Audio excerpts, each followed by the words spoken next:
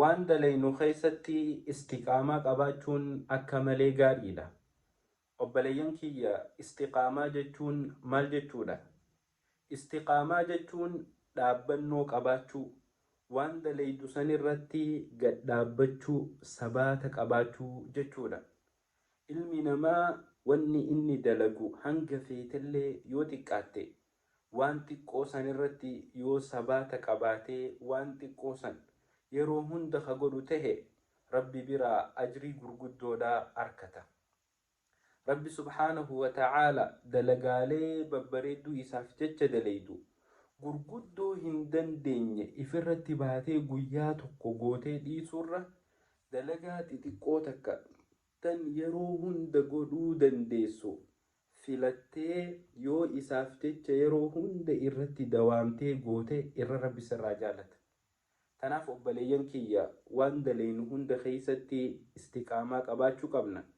Waan dalaynu irratti dhaabbii qabaachuu, waan dalaynu irratti sabaata qabaachuun cibaadaa teenyaaf, jireenya keenyaaf akka malee barbaachistuudha. Rasuulli Rabbi sallallahu alayhi wa sallam waan istiqaamaa kana hedduudha dubbatan. Rabbiinis Qur'aana keessatti waan istiqaamaa kana hedduudha dubbate. سنرى حديث عن سفيان بن عبد الله رضي الله عنه قال: قلت يا رسول الله قل لي في الإسلام قولا لا أسأل عنه أحدا غيرك. قال: قل آمنت بالله ثم استقم. رواه مسلم. صحابتي سفيان بن عبد الله جاءمو رسول ربي صلى الله عليه وسلم أكن جئين: يا رسول ربي، وان تكا تن إسلام ما خيستي أني سمالي نما براتو كله هنغافني ناهمي تكانو نادامي جئتين إرقما ربي غافت دامسانا سمالي نما براتو كله هنغافني نادامي جئ رسول غافنان.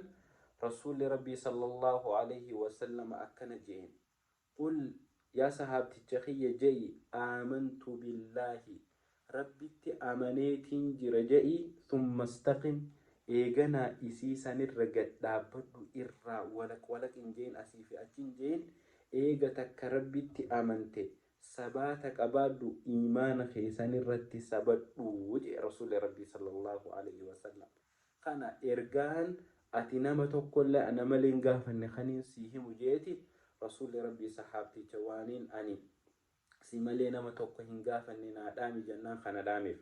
تناف أباليين كيّا حديث براخي ست رسول ربي صلى الله عليه وسلم أكنجا: أفضل الأعمال إلى الله أدومها وإن قل أجر. حديث خيس أباليين كي الرقارين دلقا ربي برتي أدومها وان أتي إرتي سبتي وإن قل يوتك أتلي وان أتي قوت سنيواتي قوتاتلي وان أما أتي اتددي بئين قويا قوت ربي سر جالت وان قدو بآسي تاتو تك في الدي في الرتباتي الرقوتي برودي سرة وان تقو في لتي صلاة ركعة لما مانتان صدقات أرشي تكه مانتان قرآن فولتك سوراتك مانتاني waan xiqqoo filattee yeroo hunda gootu rabbi sirraa jaalata. Tanaafuu warra istiqaamaa qabu rabbi nu haa godhu. Islaamummaa irratti warra ziqii qabaatee gad dhaabbatu rabbi nu haa godhu. Wassalaamu alaikum.